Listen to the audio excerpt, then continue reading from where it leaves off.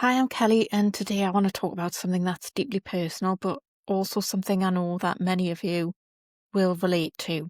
And that's the experience of speaking the truth, even when the cost is higher than you could ever have imagined. Sometimes speaking up isn't met with applause or gratitude. Sometimes it's met with silence, ridicule, or even punishment. People call you difficult, troublemaker, or worse. And if you've ever experienced that, you know that it leaves a mark, not just on your life, but on your sense of self. And I want you to know before we go any further that feeling shaken, anxious, or even guilty for standing up is not a failure. It's a human response to being targeted, shamed, or ostracised, and there is a way through it. When you speak the truth, the world doesn't always respond with fairness, and you might lose friends, face criticism, or even be professionally or socially ostracised. And that's what many people called moral injury, that deep knowing sense that doing the right thing has hurt you in ways you didn't expect. I remember the first time I truly felt it. I stood up in a situation that mattered to me, something I believed was unjust, and instead of support, I faced backlash. People questioned me motives, me integrity, and even me character. And I felt isolated, and I felt ashamed even though I hadn't done anything wrong. And it's hard to explain to someone who hasn't experienced it, because you don't just lose a friendship or a job, you lose a piece of certainty about the world. You start to question yourself. You ask, did I make a mistake? Was I too outspoken? And that's exactly what those moments are designed to make you feel. One of the cruelest things about being punished for speaking up is how it seeps into your nervous system. You start to internalize the criticism, the shame, and the social rejection. You replay every interaction in your head, trying to find what you did wrong, and even when you didn't do anything wrong. And I've worked with so many women in counselling who've gone through this. Women who were bullied, silenced, or cancelled for being honest, and they carry a heavy burden of shame and guilt that isn't theirs to carry. And because it's internalised, it can feel like no one else sees it, or worse, that they're the problem. But I want to share another moment, one that still lingers with me. I had spoken up in a group setting about something I felt was deeply unfair. Almost immediately, I felt the weight of everyone's eyes, the whispers behind me back, and the invisible walls closing in, and my body responded before my mind did. The tight chest, the shallow breathing, the stomach in knots, and I remember thinking, was this worth it? Did I just ruin everything? And yet, even in that fear, there was a quiet, stubborn voice whispering, this is right, you can't let this go. And that tiny inner voice became my anchor. I had to cling to it because the external world was trying to convince me that I was wrong, that my honesty was a mistake. And in my counselling practice, I see this all the time. Women come to me crushed by the backlash of simply setting boundaries, defending themselves, or saying what they believe. One client, who I'll call Emma, felt forced to apologise for saying no to someone who was exploiting her kindness, and she carried guilt for months, believing that she'd caused the conflict when in reality she had done nothing wrong. And over time, through reflection and self-compassion exercises, she was able to reclaim her voice, and she realised that feeling fear or shame did not mean she'd failed. It meant that she'd acted courageously. And it's important to acknowledge how deeply this kind of experience impacts us. Shame and guilt can embed themselves in your nervous system, and you might find yourself second guessing every decision, every word, and you might avoid speaking up in the future, even when you know it's right, because your body remembers the cost, and that's normal and it's understandable. But it doesn't mean that your voice isn't valuable. One gentle practice I encourage is journaling, not to analyse or justify your actions, but simply to release them. Write down what happened, how it made you feel, and what your inner voice said during the experience, and then read it back and remind yourself that you acted with integrity.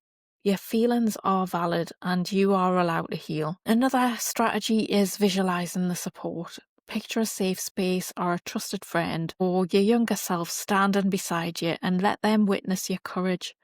Let them remind you that speaking the truth is an act of strength even when it's terrifying. And sometimes healing comes in small, quiet affirmations. Pausing to breathe deeply, saying to yourself, I am allowed to exist, I am allowed to be seen, and I am allowed to speak. And these small rituals build resilience. They remind your nervous system that safety exists even if the world feels hostile. So finally, remember the ripple effect of your courage. Even if no one applauds, even if you feel invisible, your honesty impacts others. Someone watching quietly, someone who hears your story may feel inspired to reclaim their own voice, because courage spreads silently but powerfully. So as you navigate these experiences, be gentle with yourself. Honour your fear, your pain, and your bravery, and reclaim your inner strength. And remember, even when speaking up costs everything, the act of staying true to yourself is always worth it. Here's the thing, the shame is not yours. The courage is. Speaking up in the face of hostility is an act of bravery, and it matters even if no one claps for it. And even if the world tries to convince you otherwise, you might wonder why anybody would put themselves through that again. Why risk the backlash? Why risk the isolation? But for me, it's simple. I just can't hear injustice. I can't ignore the harm I see or feel. And speaking up is a moral choice, not about being liked. It's not about winning approval, but it's about being true to yourself. It's a lonely path sometimes, and yet there's a kind of resilience that grows from it. The more you speak the truth, the more you learn who you are beneath the fear and beneath the pressure to conform. So you discover your own strength and your own moral compass and your own ability to hold your own ground even when the world seems determined to knock you down. One of the most difficult parts of being silenced or punished for speaking up is learning to trust yourself again. After all, when people have made you doubt your judgment, it's natural to question yourself. And in counselling, I help women reconnect with that inner voice, the part of them that knows the truth and values their own perception of reality. And it's about reclaiming the trust you deserve, even when external validation's absent. But it's not instant. Rebuilding that trust takes time and patience and compassion, and you have to show it for yourself, to yourself first, before you can demand it from anyone else. And it's the small victories that matter, speaking honestly in a safe space, setting boundaries, or simply saying what you think without fear. And each step reinforces the message. You're allowed to speak, and you're allowed to exist with truth. And I want to be clear, courage isn't about not feeling fear. It's about feeling fear and acting anyway. There were times when I felt petrified, alone, or completely unsure if I'd made the right decision. And yet, each time I spoke up, and each time I stood by me principles, I felt a flicker of something that made it worthwhile. And that was integrity, authenticity, and self-respect. You might not feel celebrated for your courage. You might not even feel safe. But each act of speaking the truth builds an internal resilience that no one can take away. And over time, those small acts create a foundation that you can lean on when life throws its hardest challenges at you. Healing from being punished for honesty isn't about forgetting the pain or pretending the backlash didn't happen.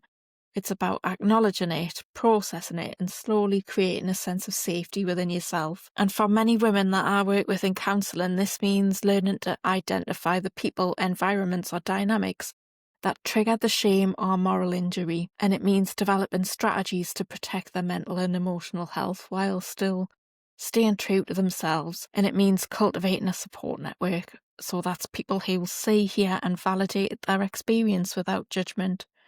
Because you're allowed to speak the truth. You are allowed to grieve what you've lost. And you are allowed to rebuild a life where your courage is respected, first by yourself and then by others. And if any of this resonates with you, if you've felt ostracised, shamed, or punished for speaking the truth, I want you to know that you're not alone. Healing's possible. Rebuilding trust in yourself's possible. There is support available.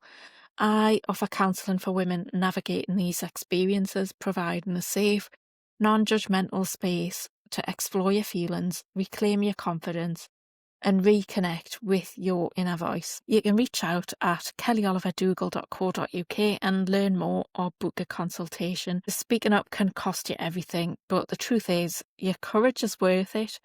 And even if the world doesn't see it, I do, and I see you.